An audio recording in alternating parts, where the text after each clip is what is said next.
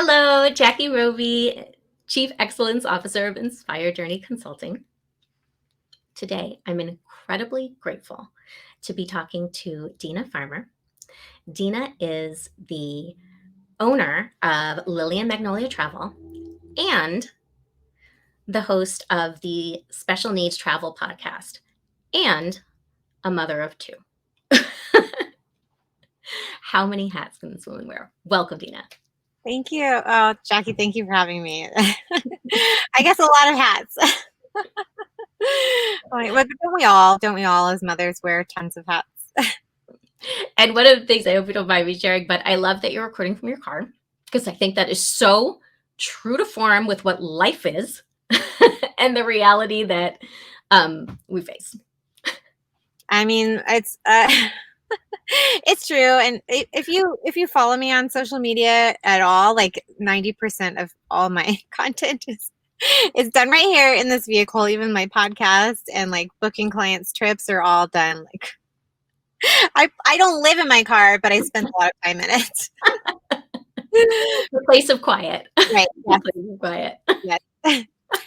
Maybe I would spend if the pandemic wasn't here, then 90% of my day would probably be in my son's therapy clinic with my headphones on. But just the car or the clinic, one of the two. That's where I spend so much.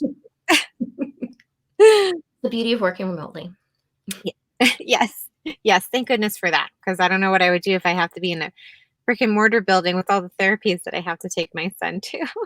So this is a perfect place to start. Tell us about you, your journey, and what Lily and Magnolia Travel is all about.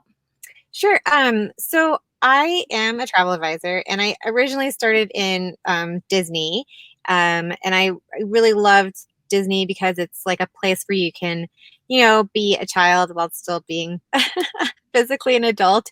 But when my son was diagnosed with autism in 2019, I decided that it'd be really good for me to pivot my business because I was struggling as the mother of a child with autism to travel the world. And since I was struggling, there must be other people out there that are struggling too.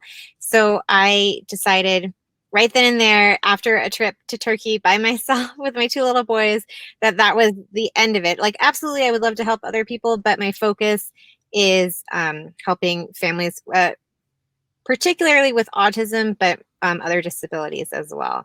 So it's a really passion project of mine because this is a severely underserved community. And I feel like we're getting there in the travel and tourism industry, but we're not there yet. And we have awareness, but now we need to take that awareness to training and acceptance and more programs beyond just what the ADA says.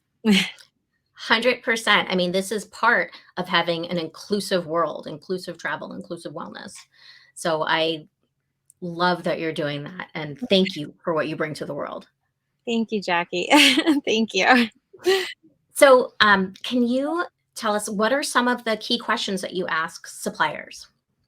So to be transparent, I mostly work with families with children, school-age children. So the biggest question I always ask is, if there is a kids club, does the staff at the kids club have specialty training, particularly with autism or other disabilities? And if they don't, are they willing to make exceptions for my families? So, for example, if the older child has autism and he or she has a sibling, I'll ask if the sibling is allowed to be in the older level with that child so that they don't feel alone, because that's something with autism, is that routine is key, and strangers are not so great.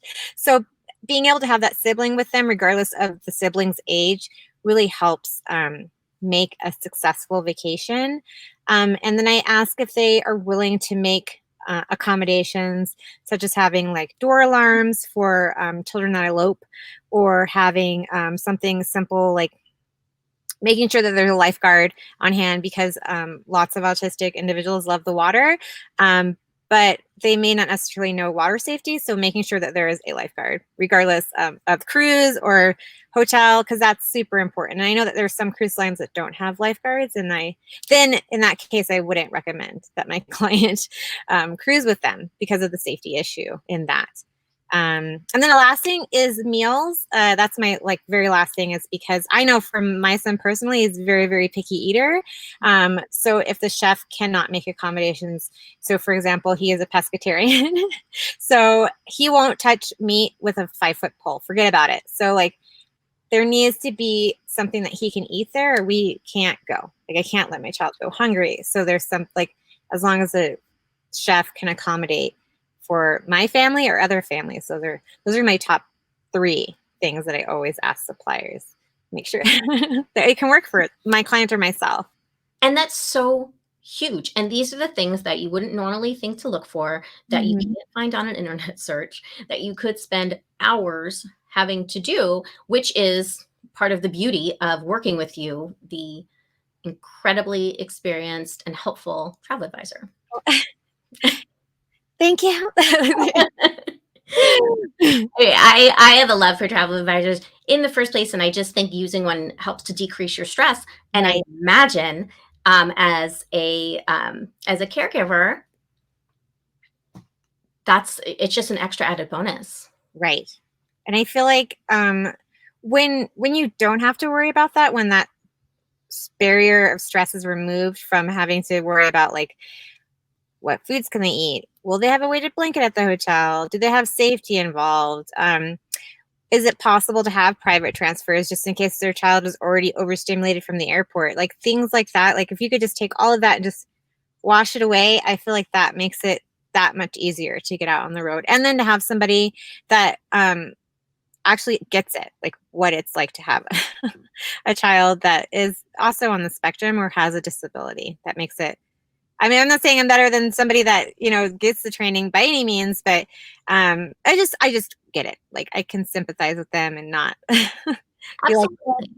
yeah, I mean, it's one of the things that makes you you, and is a special relationship that you have with your clients, right, exactly. So because it's all about relationships. 110%. And I feel like that is the most important part, is being able to articulate that and get it. So the special needs travel podcast, Mhm. I love. I know it's kind of new. I am so obsessed with it.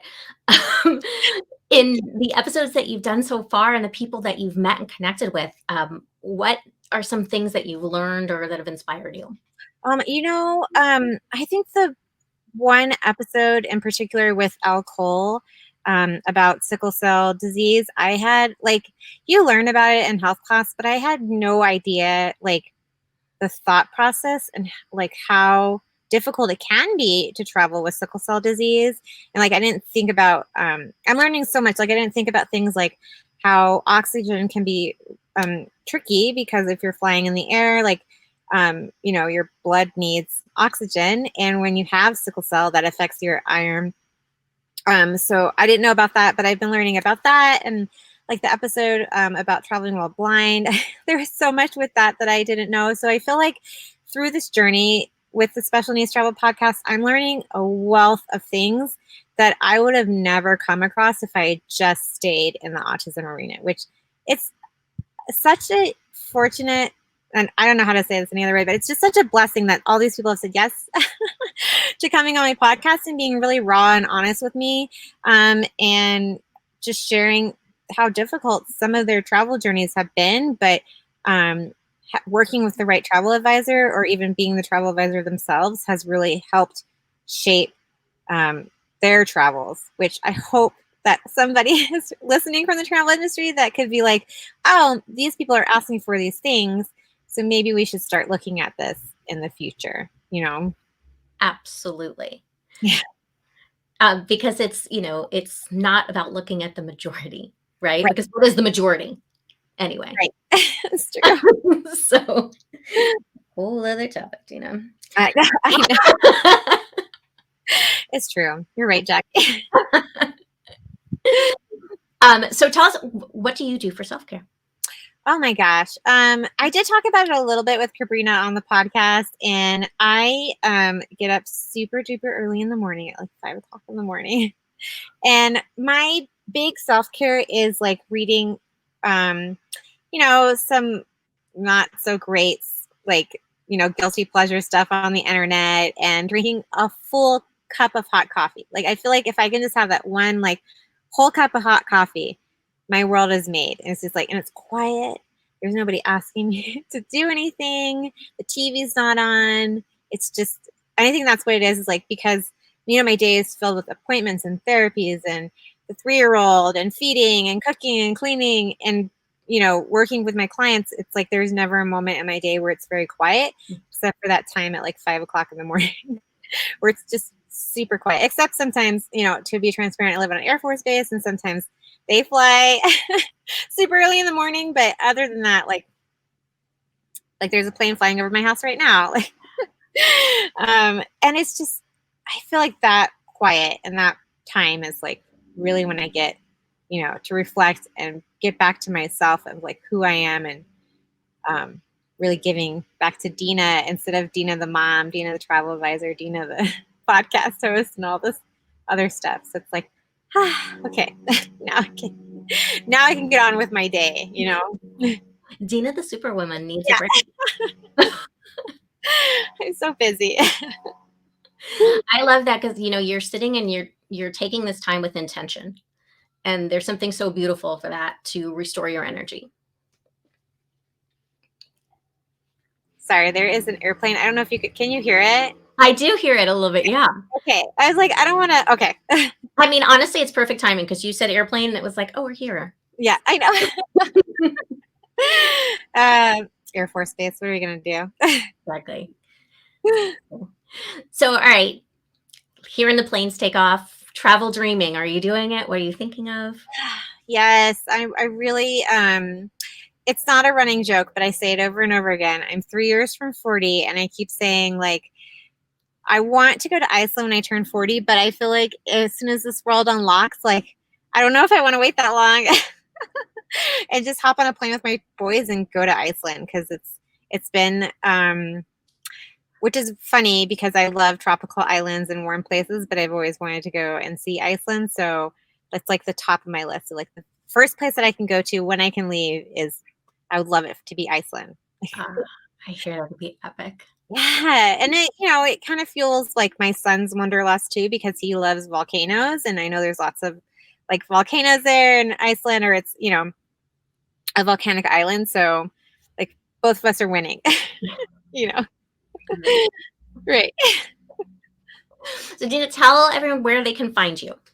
Of course. You can find me on Instagram and Facebook at Lily and Magnolia Travel. And then my website is www.lilyandmagnoliatravel.com.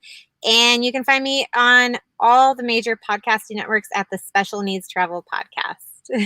Thank you so much. And for those of you that are subscribing or would like to subscribe to the Inspired Journey Consulting newsletter, the link is in my bio, and I'll make sure to have all of those links and notes that I'll send out as well. So thank you again. I'm so grateful for you. And everybody follow Dina and listen to the Special Needs Travel podcast, because you're going to be blown away and addicted. Oh, thank you. You bet, in a good way.